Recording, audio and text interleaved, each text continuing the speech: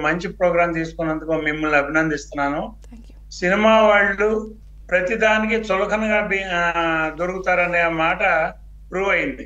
ఇప్పుడు AP to Telangana కాదు, AP to all India, ప్రపంచవ్యాప్తంగా ఇటువంటి రూమర్లు అవసరానికి సినిమా వాళ్ళని వాడుకోవటం అనేది రాజకీయ నాయకులకి పరిపాటి. చాలా ఇది చెప్పకూడదు, కానీ ఆ రోజుల్లో కాసు బ్రహ్మానంద రెడ్డి గారు ఉన్న రోజుల్లో మీడియా ఇంత లేనప్పుడు, ఛానల్స్ ఇన్ని లేనప్పుడు గోడ పత్రికలు అనేవి ఉండేవి. గోడల మీద రాసేవాళ్ళు నీలి వార్తలు సినిమా వాళ్ళ మీద.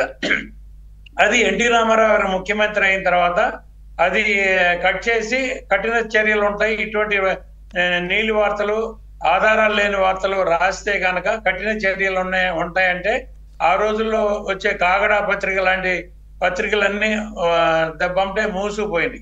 అలాగే ఇప్పుడు కూడా చాలా నీలి మీడియా, నీలి వార్తలు వేసే ఛానల్స్, ఆధారాలు లేని వార్తలు ప్రచురించే ఛానల్స్ ఉండబట్టే రాజకీయ నాయకులు దీన్ని ఆసరాగా తీసుకుని ఇట్లాంటి తప్పుడు స్టేట్మెంట్లు ఇస్తారు.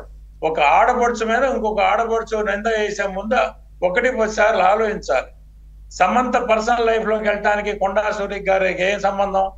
ఆవిడ రాజకీయ నాయకురాలు అయితే రాజకీయాలు మాట్లాడుకోవచ్చు, సినిమా వాళ్ళతో మాట్లాడటం ఏంటి?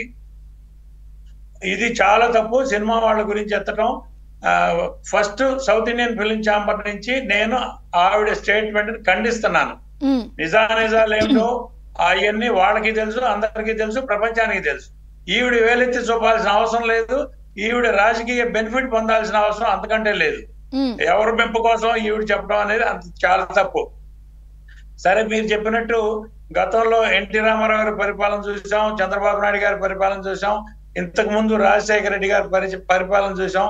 సినిమా వాళ్ళ మీద ట్రోలింగ్లు, పోసాని కృష్ణమురళి అవసరాల కోసం స్టేట్మెంట్లు మీరు చెప్పినట్టు పవన్ కళ్యాణ్ గారి మీద కానీ, చంద్రబాబు నాయుడు గారి కుటుంబం మీద కానీ, ఎన్టీ రామారావు